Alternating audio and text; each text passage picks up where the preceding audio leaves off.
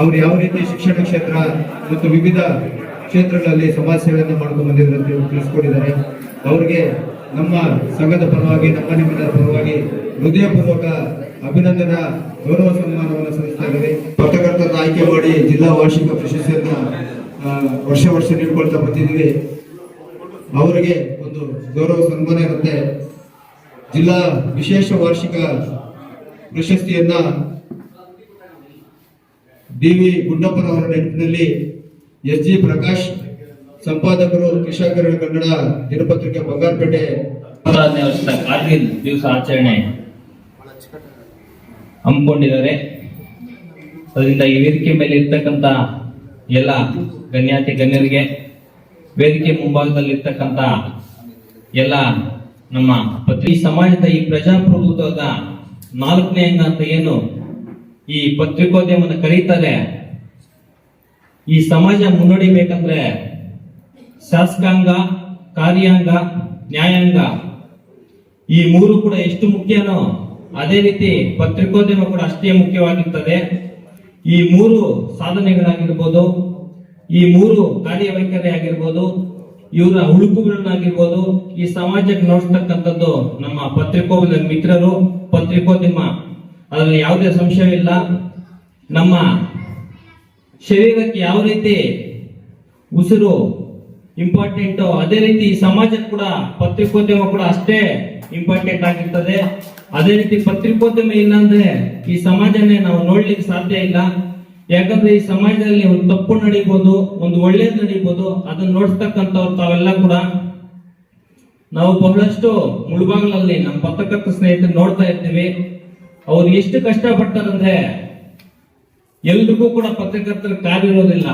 ಬೈಕಲ್ಲಿ ಒಂದು ಬೈಕಲ್ಲಿ 2 ಪತ್ರಕರ್ತರು ಎಷ್ಟೇ ದೂರ ಆಗಿರ್ಬೋದು, ಬಿಸಿಲಾಗಿರ್ಬೋದು, ಮಳೆ ಆಗಿರ್ಬೋದು, ಅಲ್ಲಿಗೆ ಬಂದು ಆ ನ್ಯೂಸ್ನ, ಆ ವಾರ್ತೆಯನ್ನ ತಲುಪಿಸಬೇಕು ಜನರಿಗೆ. ಈ ಸಮಾಜಕ್ಕೆ ಒಂದು ಒಳ್ಳೆದನ್ನ ನೋಡಿಸ್ಬೇಕು, ಒಂದು ಕೆಟ್ಟದ್ದನ್ನ ಯಾವ ರೀತಿ ನಡೀತಾ ಇದೆಯಾ ಅದನ್ನ ಯಾವ ರೀತಿ ಅವ್ರು ಸರಿ ಮಾಡಿಸ್ಕೊಬೇಕು ಈ ಸಮಾಜದಲ್ಲಿ ಜನಗಳು ಅಂತ ನೋಡ್ಸ್ಲಿಕ್ಕೆ ಬಹಳಷ್ಟು ಕಷ್ಟ ಪಡ್ತಾರೆ ನಮ್ಮ ಮುಳುಬಾಗಿಲಿನ ಪತ್ರಕರ್ತರು ಕೂಡ. ಅದನ್ನೆಲ್ಲ ನಾವೆಲ್ಲ ಕೂಡ ಗಮನಿಸಿದೀವಿ. ಆದ್ರಿಂದ ಈ ಪತ್ರಕರ್ತರಿಗೆ ನಾವು ಒಂದು ಸರ್ಕಾರಕ್ಕೆ ಒಂದು ಮನವಿ ಮಾಡೋದೇನೆಂದ್ರೆ, ನಮ್ಮ ಎಲ್ಲಾ ಪತ್ರಕರ್ತರು ಕೂಡ ಅವ್ರಿಗೆ ಒಂದು ವಿಶೇಷವಾದ ಗೌರವವನ್ನು ನೀಡಬೇಕು. ಅವರ ಕುಟುಂಬಗಳಿಗೆ ಆರೋಗ್ಯ ಸಮಸ್ಯೆ ಇದ್ದಾಗ ವಿಶೇಷವಾಗಿ ಅದನ್ನ ಕಾಳಜಿ ಇಟ್ಟು ನೋಡ್ಬೇಕು ಸರ್ಕಾರ. ಅನೇಕ ಪತ್ರಕರ್ತರಿಗೆ ಈಗ ಕೂಡ ಮನೆಗಳಿಲ್ಲ, ಅವ್ರಿಗೆಲ್ಲ ಕೂಡ ನಿವೇಶನಗಳು ನೀಡಬೇಕು, ಮನೆ ಕೂಡ ಸರ್ಕಾರದಿಂದ ಕಲ್ಪಿಸಬೇಕು. ಅದಕ್ಕೆ ನಮ್ಮೆಲ್ಲರ ಸಹಕಾರ ಕೂಡ ಈ ಸಮಾಜದಲ್ಲಿ ಇರ್ತದೆ. ಪ್ರತಿಯೊಬ್ಬ ವ್ಯಕ್ತಿ ಕೂಡ ಈ ಪತ್ರಕರ್ತರಿಗೆ ನಾವು ಸಹಾಯ ಮಾಡಬೇಕು. ಯಾಕಂದ್ರೆ ಈ ಸಮಾಜಕ್ಕೆ ಪ್ರತಿಯೊಂದನ್ನು ಕೂಡ ಅರಿವು ಮೂಡಿಸ್ತಕ್ಕಂಥದ್ದು ಕೂಡ ನಮ್ಮ ಪತ್ರಕರ್ತರೇನೆ. ಅವರು ಈ ಸಮಾಜಕ್ಕೆ ಈ ಅರಿವು ಮೂಡಿಸೋದ್ರಲ್ಲಿ ಬಹಳಷ್ಟು ಶ್ರಮ ಪಡ್ತಾರೆ, ಕಠಿಣ ದಾರಿ ಕೂಡ ಆಗಿರ್ತದೆ. ಯಾಕಂದ್ರೆ ಈಗ ತಾನೇ ಕೆಲವು ಹಿರಿಯರೆಲ್ಲ ಮಾತಾಡಿದ್ರು, ಪತ್ರಕರ್ತರಂದ್ರೆ ಈ ದಿನಗಳಲ್ಲಿ ಯಾವ ರೀತಿ ಇದೆ ಅಂತ ಹೇಳ್ಬಿಟ್ಟು ಅದು ಕೆಲವರು ಮಾಡ್ತಕ್ಕಂಥ ತಪ್ಪು ಅಂತ ಕೂಡ ಈ ಸಂದರ್ಭದಲ್ಲಿ ಹೇಳ್ತೀವಿ. ಎಲ್ಲರೂ ಕೂಡ ಆ ರೀತಿ ಇಲ್ಲ. ನಮ್ಮ ಮುಳುಬಾಗಿಲಲ್ಲಿ ಅನೇಕ ಪತ್ರಕರ್ತ ಮಿತ್ರ ಆನೆಸ್ಟ್ ಆಗಿ ಸಿನ್ಸಿಯರ್ ಆಗಿ ಕೆಲಸ ಮಾಡ್ತಕ್ಕಂಥ ಅನೇಕ ಪತ್ರಕರ್ತರು ಇಲ್ಲೇ ಇದ್ದಾರೆ.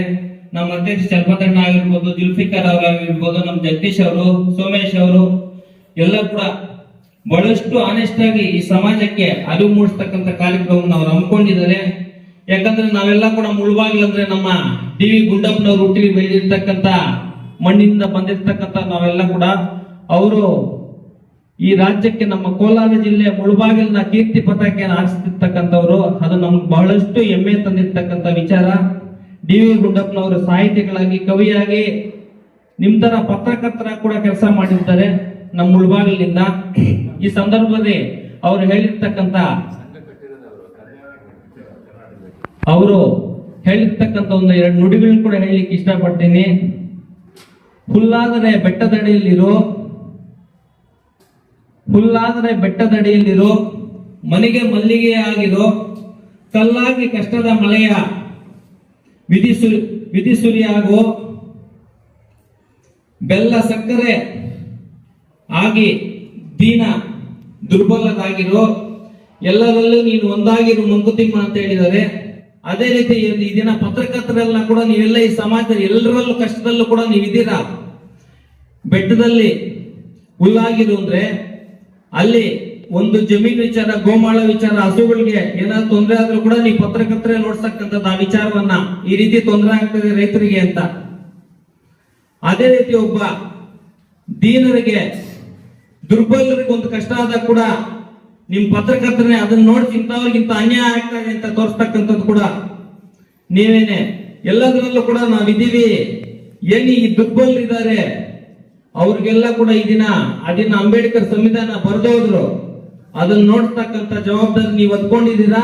ಅದಕ್ಕೆ ತಮ್ಮ ಮೇಲೆಲ್ಲ ಕೂಡ ನಮ್ಗೆಲ್ಲ ಕೂಡ ಬಹಳಷ್ಟು ಈ ಸಮಾಜದ ಪ್ರತಿಯೊಬ್ಬ ವ್ಯಕ್ತಿ ಕೂಡ ಗೌರವ ಇದೆ ಅಂತ ಕೂಡ ಮತ್ತೊಮ್ಮೆ ಈ ಸಂದರ್ಭದಲ್ಲಿ ತಿಳಿಸ್ತಾ, ಈಗಾಗಲೇ ಇನ್ನೂ ಬಹಳಷ್ಟು ಮಾತಾಡ್ತಕ್ಕಂಥ ಹಿರಿಯರಿದ್ದಾರೆ. ಈಗಾಗಲೇ ಕಾಲಾವಕಾಶ ಇಲ್ಲ ಅಂತ ಗೊತ್ತಾಗ್ತಾ ಇದೆ. ದಯವಿಟ್ಟು ಬಹಳ ನಿಮ್ ಬಗ್ಗೆ ಹೇಳ್ಬೇಕಂದ್ರೆ ಬಹಳ ಹೆಮ್ಮೆ ಇದೆ. ಅದೇ ರೀತಿ ಫೈನಲ್ ಆಗಿ ಕಾರ್ಗಿಲ್ ವಿಜಯೋತ್ಸವ ಬಗ್ಗೆ ಒಂದ್ 2 ಮಾತನ್ನ ಆಡ್ಲಿಕ್ಕೆ ಇಷ್ಟಪಡ್ತೀನಿ. ಬಹುಶಃ ವರ್ಲ್ಡ್ ಫ್ರೀಡಮ್ ಡೇ ಏನ್ ಮೇ 3 ಇದೆ, ಆ ದಿನ ಕಾರ್ಗಿಲ್ ವಿಜಯೋತ್ಸವ ಸ್ಟಾರ್ಟ್ ಆಗಿದ್ದು ಈ ದೇಶದಲ್ಲಿ. ಸ್ಟಾರ್ಟ್ ಆಗಿ ಜುಲೈ 26ಗೆ ಮುಗಿಯುತ್ತೆ. ಇದು ಭಾರತದ ಸುವರ್ಣ ಅವಕಾಶಗಳು ಬರೀತಕ್ಕಂಥ ಒಂದು ದಿವಸ. ಈ ದಿವಸ ನಮ್ ಕಾರ್ಗಿಲ್ ವಿಜಯೋತ್ಸವ ಆಗಿರ್ತಕ್ಕಂಥದ್ದು ಬಹಳಷ್ಟು ಸಂತೋಷ ಪಡ್ಬೇಕಂತ ಒಂದು ದಿವಸ.